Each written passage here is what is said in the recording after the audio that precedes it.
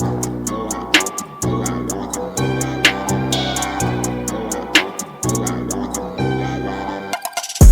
you guys want to hear about the moon? Please, let me tell you. China, they're on it's called the dark side of the moon, which basically means it's the side of the moon that we can't observe from Earth, from India and China. But China, they've been collecting samples already and sending it to Earth, but they found this brand new material, chungastite. And it's this clear crystal and it's colorless, but it contains this element called helium-3 that's produced by the sun. So the sun produces it. Since the moon doesn't have an atmosphere, it just has been collecting on the moon. But it's this element, you can use it to create unlimited, clean, radiation-free energy. Oh, so they're going to be mining the moon now. They're going to be mining the moon. China's like, they're ahead of the game. We were talking about like mining the ocean floor. Probably shouldn't be mining the moon either. No. I mean, that could be the start of the next war. Besides helium-3, the composite material, like the soil, the rocks and stuff, it's the same material that we have on Earth. So it's like made up of the same elements and stuff. Except for this helium-3. Yeah, because there's no atmosphere, so the sun can put helium-3 there. But it's like, it's basically like a part of the Earth. What if the hollow Earth is just God took out the center of the Earth and made it the moon? That's a fun theory. It's a theory. It's a fact. Do you guys want to? I feel like that's going to be like gold all over again.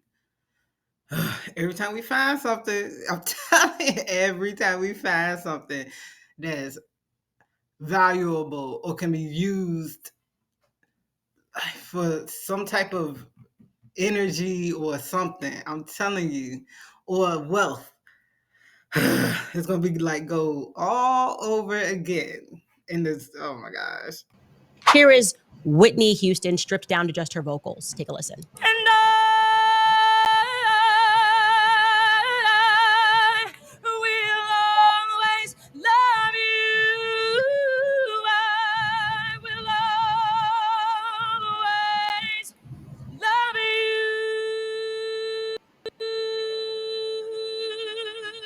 you. Just incredible. Just reminding you that that's what music used to sound like. And now we fast forward and we have Sabrina Carpenter, and we also wanted to pull just her vocals. And What?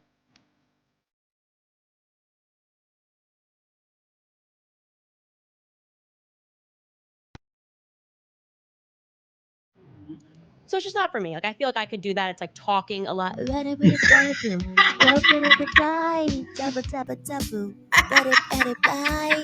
can't mimic Whitney Houston. They have been around a long time, and they use the blood to extend their life. This is, and it's talked about in Ezekiel, but the way that it's characterized is lost to most people as they read the scriptures, when it talks about these people that are taking souls and making them come to death too soon, and others are living way longer than they should, and they're sewing the souls into cushions or pillows. This is the ritual practice that these vampires will partake in, where they're stealing the life force and putting it into their body so that they can live longer, or the priest is sending that spirit into this person to live longer, that they don't have it.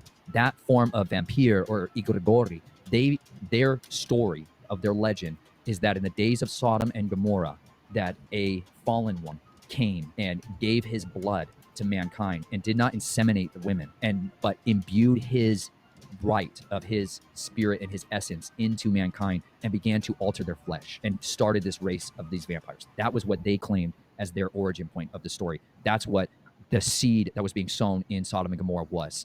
Okay, so if y'all don't know who that is Nathan Reynolds. He goes on different like podcasts and YouTube channels, and he claims that he comes from a bloodline of Nephilims. So he tells all these different stories of what he's seen, what he experienced. It's insane. I've had people commenting on my YouTube channel saying that they know him and that he's lying. But then I have a lot of people who also said that they've been through what he's been through and had that same experience. But y'all let me know in the comments, do you believe in, vampires? Or if you know who Nathan is, do you believe his stories? I don't want to call them stories because I feel like that's disrespectful. Or is it? I don't know. Y'all let me know. Let me know. Leave me in the comments. You're going to hell. You're a liar, Satan. I accepted Jesus as my savior. I'm saved by grace. You can't judge me.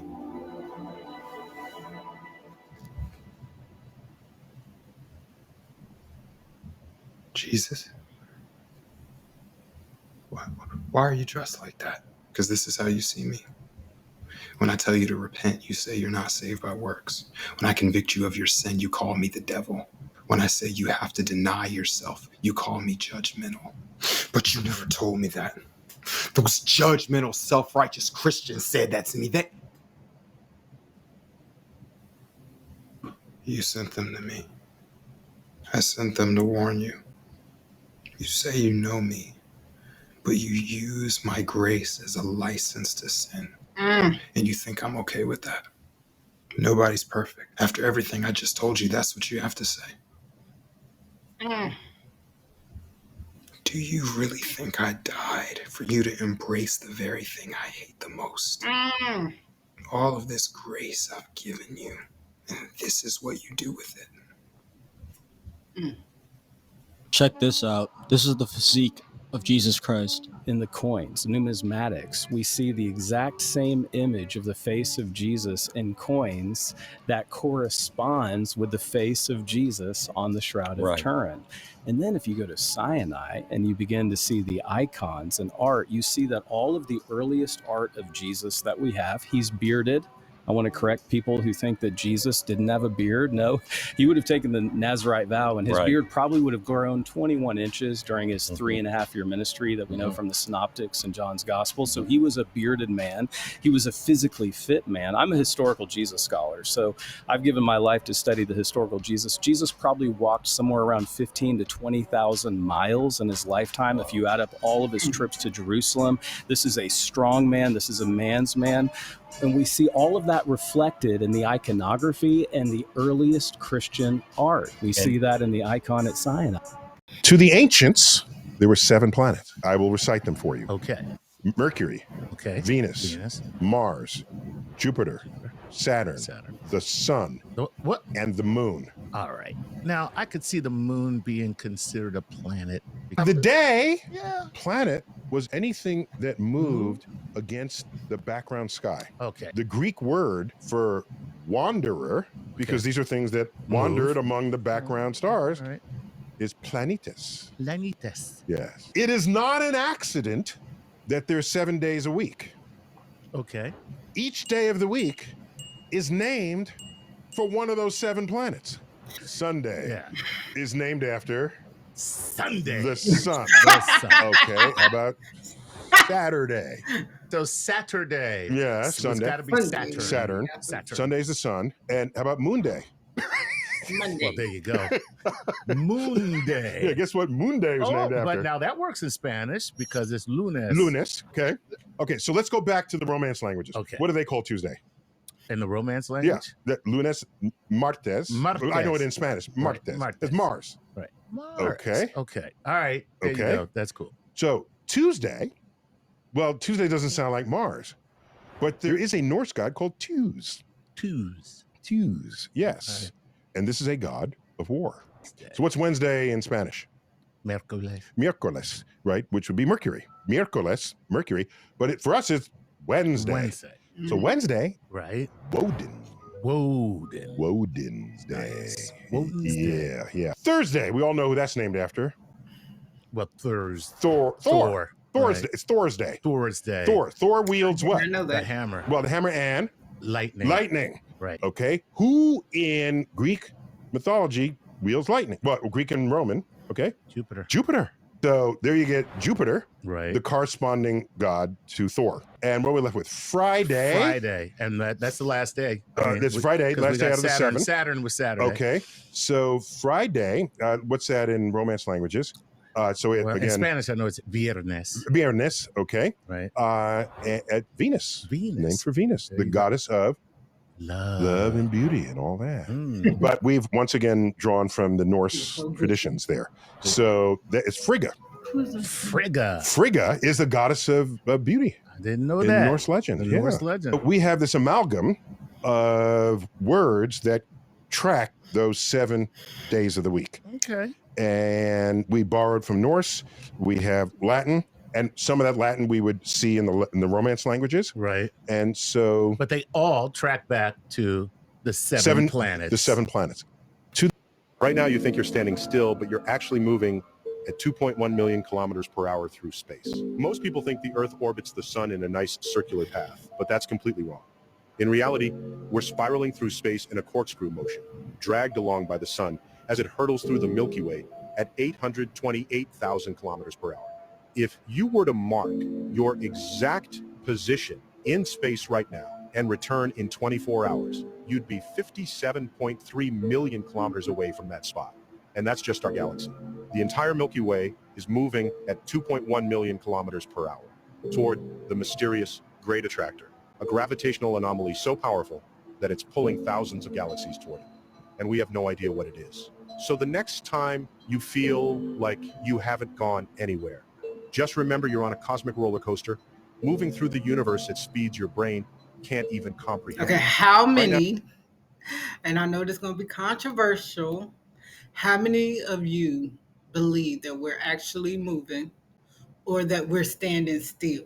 I know that's a very controversial topic, because I've heard a lot of people say we're not moving, there's no way we're moving that fast, this, that, and the third. But how many of you believe that we are moving? How many of you believe that we're not moving? Let me know in the comments.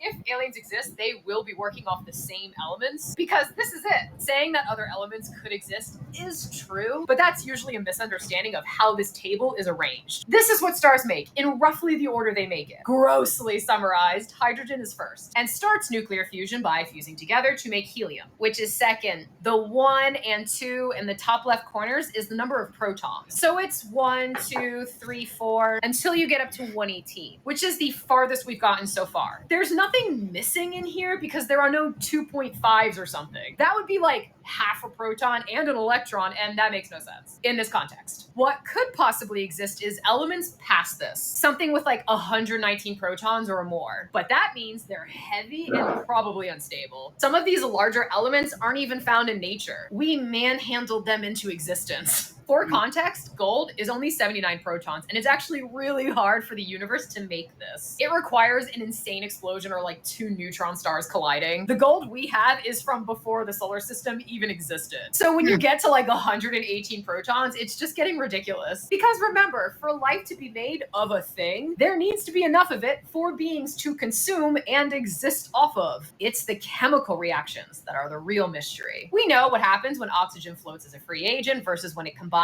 into O2, but we don't know how all these things play together under all circumstances. That's the mystery. Not does life have oxygen, because it's the 3rd most common element in the universe, so everyone probably has it, but what are the reactions happening out there with all those things? That's why the discovery of dimethyl sulfide on K218b is so interesting. It's essentially a fart, and as far as we know, only living things can do that. That's where we have so much to learn, and it's pretty exciting. If aliens I was just about to say, she seems so excited about.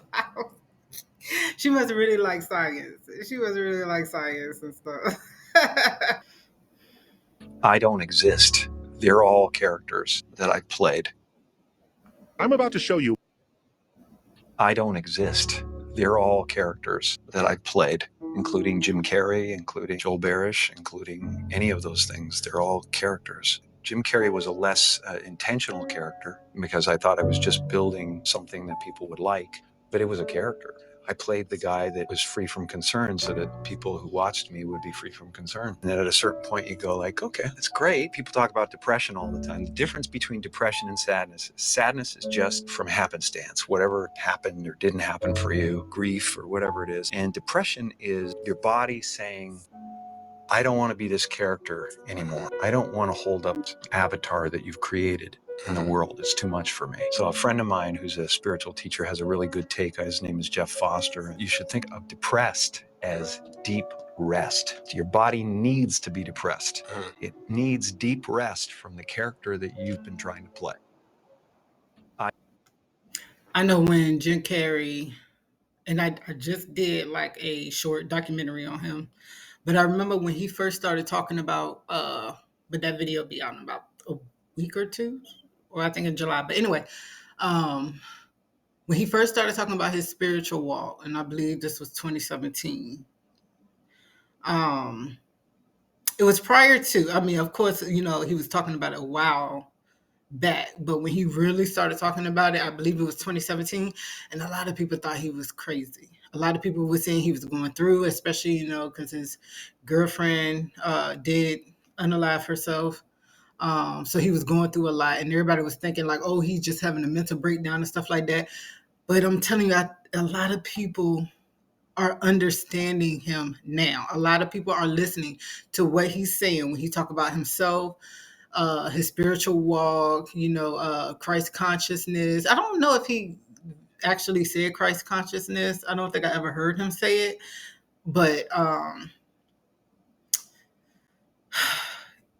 mean, a lot of people are understanding him now, and I love me some Jim Carrey. I love me some Jim Carrey. Don't be fooled by the internet. It's cool. It's cool to get on the computer, but don't let the computer get on you. It's cool. It's cool to use the computer. Don't let the computer use you. You all saw the Matrix.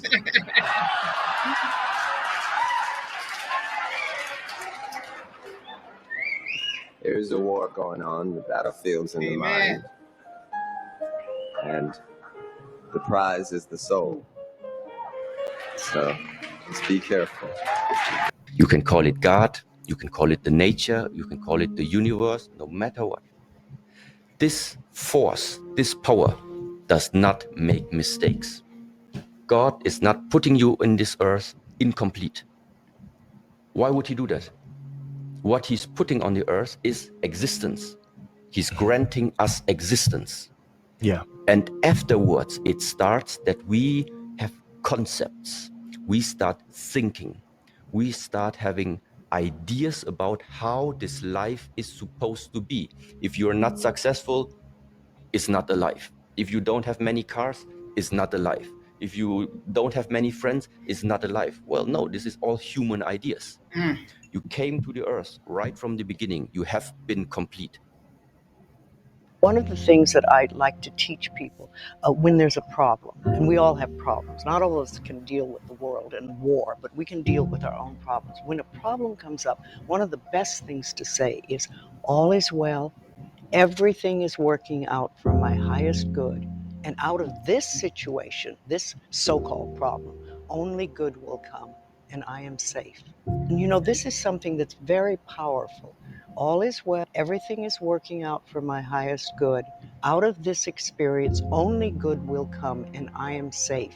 And what that does, it quiets your mind down, or my mind down, long enough for the universe to find a solution for the so-called problem.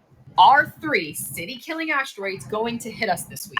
Stop it! A few weeks ago, reports of 3 asteroids big enough to wipe out cities were heading toward Earth and could hit around now. There are millions of asteroids in the solar system, and they can be a challenge to track because there's a lot of them, they're small, far away, and can have weird orbital patterns. So it is possible to be caught by surprise. It all started with a paper by an international research team about Venus Trojans asteroids, or asteroids that roughly follow Venus's orbital path. And 3 of them were highlighted as collision risks. Couple things. First, the paper didn't say it was Earth. It said possible collisions with Mercury, Venus, and Earth. Second, NASA has an interactive site where you can look up specific asteroids. The first one in these articles, Asteroid 2020 SB, is already too far away to hit us this week. Asteroid 524522 will have its closest approach to Earth November next year, but at 6 million kilometers away, or 15 times the distance of the moon. And then Asteroid 2020 CL1 will have its closest approach February 2035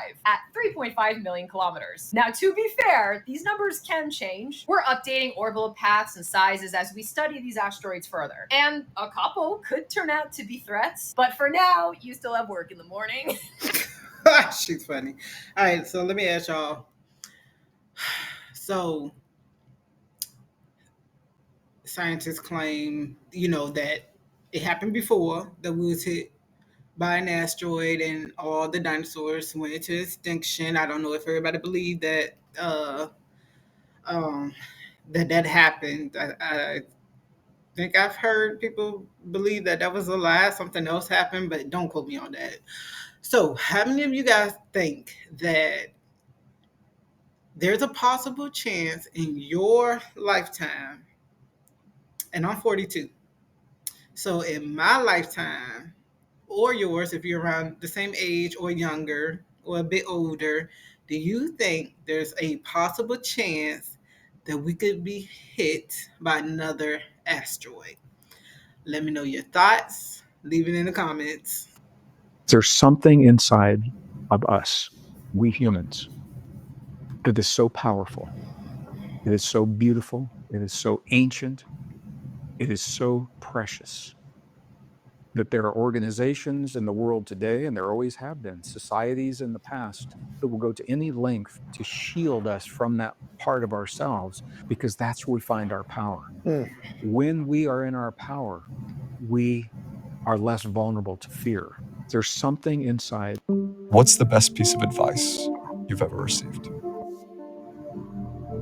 This is going to be corny, but I think it's the most powerful thing in the world. You read every ancient text, whatever religion, the Nag Hammadi, the Torah, the Bhagavad Gita, whatever you read, the most common phrase, including the Bible, the New Testament, the Old Testament, even the forbidden books of the Bible, like the book of Timothy, and Thomas and Judas. The most common phrase ever repeated in all of those texts, you know what it is? Do not fear. In every single ancient religious text is fear not or do not fear, or some variation of that. Funny enough, the King James Version of the Bible says do not fear 365 times. What's the best piece of advice? How many of you guys read other books outside of the Bible, like the book of Timothy, the book of Enoch, the book of Adam and Eve, I believe, the book of Mary Magdalene?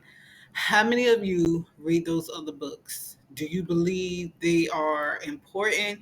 Do you believe somebody else wrote them and, they wasn't supposed to be a part of the Bible?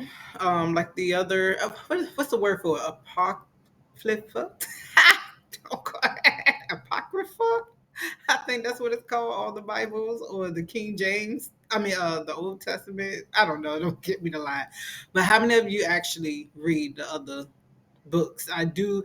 I enjoy reading the book of Enoch. Oh, it's so interesting to me. People don't know this, but there's a brain structure called the anterior mid-cingulate cortex. As we pointed out before, that's a noun. It's a name. It doesn't mean anything. We could call it the Cookie Monster. Right. But what's interesting about this brain area is there are now a lot of data in humans, not some mouse study, showing that when people do something they don't want to do, like add 3 hours of exercise per day or per week, or when people who are trying to diet and lose weight resist eating something. Right. When people do anything that they don't want to do, Right. it's not about adding more work, it's about adding more work that you don't want to do. Yes. This brain area gets bigger. Yep.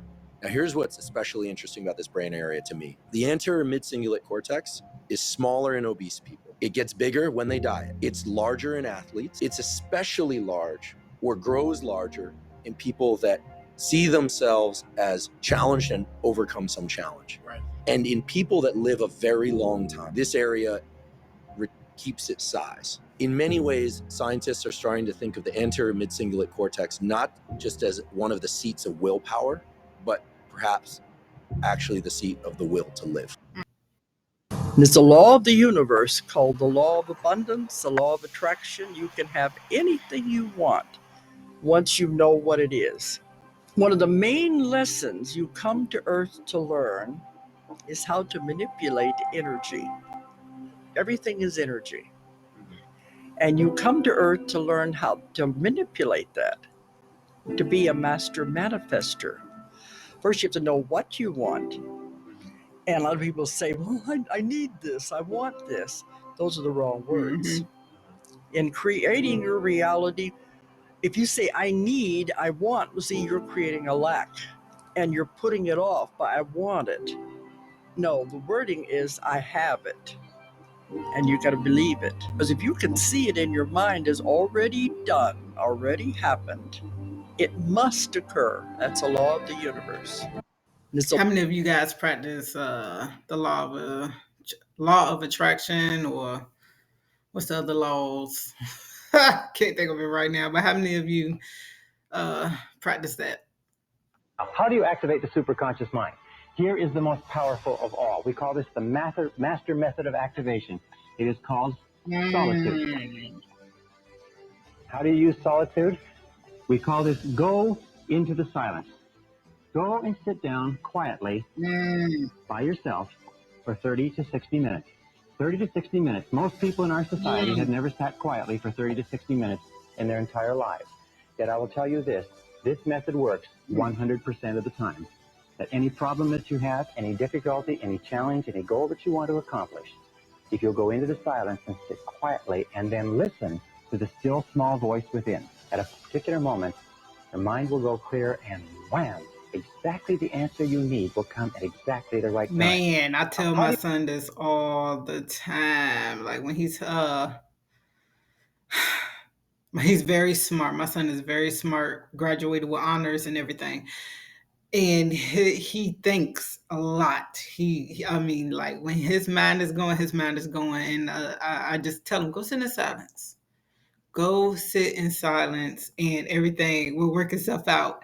And it's been working really well for him. He's he'll tell, like, my youngest son will bother him and stuff like that, or want his attention or play with him. But he'll tell my son, the younger one, he'll tell him, give me 30 minutes. Let me get my alone time. I need my alone time to think stuff over. And it helps him a lot. It really helps him with his mental health and everything.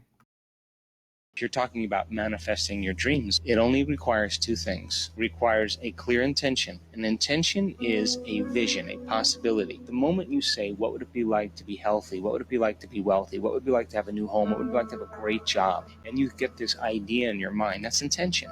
Then you write down the details. Okay, I want to travel around the world. I want to have great benefits, great insurance. I want to work with really cool people. I want to have a chance to be creative. And you list all of those individual elements to fortify your dream. The more you get clear on those details, the more your brain begins to work in new ways. The moment you get inspired and you begin to feel what it would be like to live in that future, your body is getting a chemical sampling, an emotional sampling.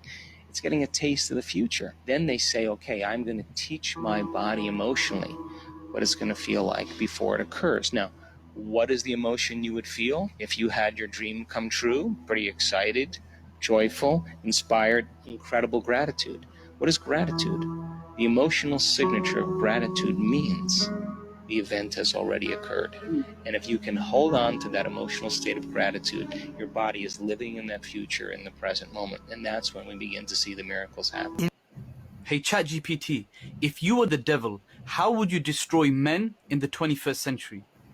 If I were the devil and I wanted to destroy men in the 21st century, I'd start by removing their sense of purpose. I'd make them comfortable with mediocrity. I'd drown them in distractions, video games, endless scrolling, mindless entertainment, until years slip by and they wonder why they never built anything meaningful. I'd distort masculinity itself. I'd make strength seem toxic, leadership oppressive, and responsibility a burden. I'd make men ashamed of being men, stripping them of their natural role as protectors and providers, leaving them directionless, weak, and dependent. I'd promote pleasure over progress. I'd make them chase dopamine hits instead of real fulfillment, porn instead of real relationships, junk food instead of health, short-term gains instead of long-term success. I'd make vice feel like freedom and discipline feel like imprisonment. I'd sever them from faith. I'd make them believe that religion is outdated, that submission to God is weakness, and that morality is subjective. I'd fill their minds with nihilism and hedonism until they believe life has no real meaning beyond chasing their next high. I'd keep them alone, weak, and vulnerable, because a man with no tribe, no purpose, and no faith is the easiest to control.